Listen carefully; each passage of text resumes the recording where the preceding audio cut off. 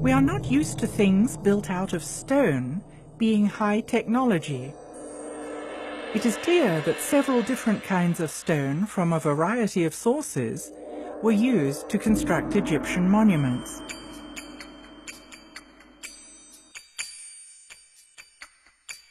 Did the distinct qualities of the stones serve a special purpose? What I do find fascinating is that the core of the pyramids, at least at Giza, are made out of one type of limestone. Now, it is the limestone that was closest, but it also happens to be the type that's called dolomite because it's got a high magnesium content. And because of that metal content, that kind of limestone conducts electricity pretty well. And then they chose to sheath the pyramid in the whiter Tura limestone, which, granted, it's whiter and it's prettier and all that, but it also has almost zero magnesium content. And therefore, it's a much poorer conductor of electricity. It's closer to a pure calcium carbonate, which is what all limestone is. And pure calcium carbonate conducts electricity much more poorly than dolomite does. It's interesting to me that those outer stones were the ones that they cut so precisely that all these thousands of years later you still can't get a razor blade between them. Because basically what we've got here is we've got a situation with a highly electrically conductive core of those pyramids wrapped in what is effectively a very effective insulator. Why the granite in the passageways, you know? And so, of course, I'm thinking from an electrical point of view and a physical point of view. Is there anything special about granite? And yeah, there is. Granite is slightly radioactive, and it will ionize or electrify the air. It releases radon gas, which is radioactive. Granite is a transmission stone. It's not dead stone. It's alive. So you have these sealed shafts with granite linings, and I wonder if it wasn't designed to keep an electrical charge present in those shafts.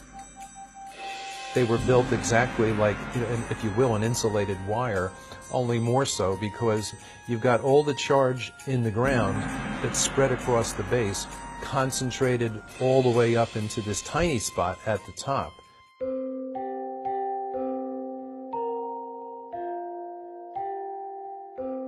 We find similarities in three different constructions. The one at Giza here, Valley Temple, and one at Abydos, and another one abroad in England, the Stonehenge.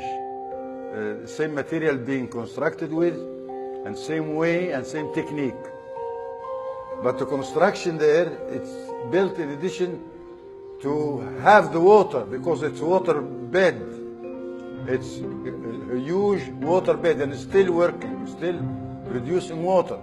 In Egypt, you do have a similar situation to England in that you have limestone aquifers under the monuments.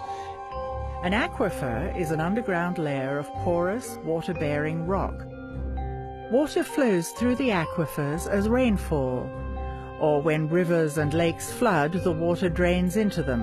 And movement of water through limestone or chalk aquifers is known to produce electrical charge by two different processes that are self-reinforcing. And I've personally measured this for a week at a stretch at Silbury Hill in England, for example. Right before and after thunderstorms, as the water is sinking into the ground, we measured the increase in ground current, the change in the magnetic field as that happened, etc.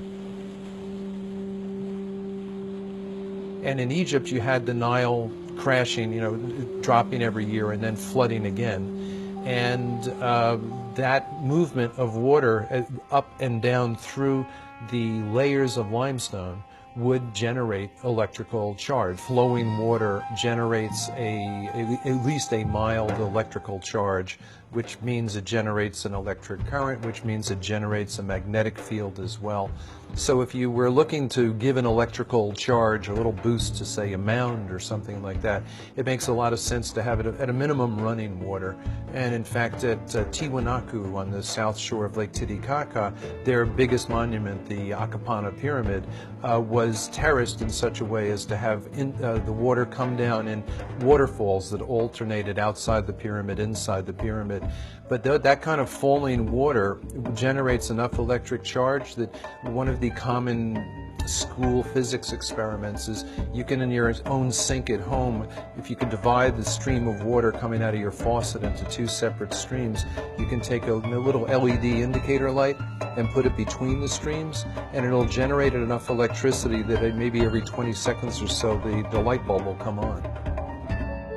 And then the question is, did some of those layers of limestone run up the Giza plateau? And they did, and they did, come up to the surface underneath where some of the pyramids are located. The idea would be that it would be the rising and falling of the Nile that would produce this electric ground current by moving through the different layers of the limestone aquifer.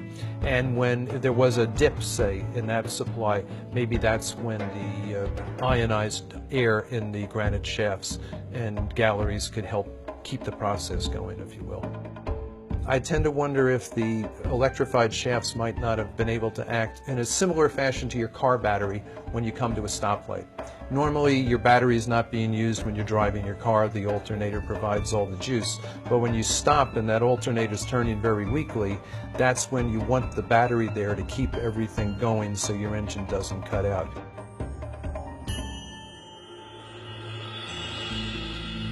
So you've got this concentration of negative charge from the ground at the peak of the pyramid or mound, and a concentration of positive charge above it. And if those two become strong enough, you can start to get brush discharge, which would mean it would glow, like ball lightning, for example. It's a theory. Why in the Great Pyramid is there no frescoes, there's nothing, no decorations at all? Now, some people have proposed the idea that the pyramids are actually energy machines. And so I liken this to the fact, like, you wouldn't put a decoration inside your oven. I was talking with a woman who had spent some time in the Great Pyramid, and her comment was, it felt like I was in a machine. She said it was not like this, oh, it's a wonderful shrine. She said it felt very functional. In fact, she made a comment that I actually think is probably right on. She said, I felt as if I wouldn't have wanted to be in here when it was running.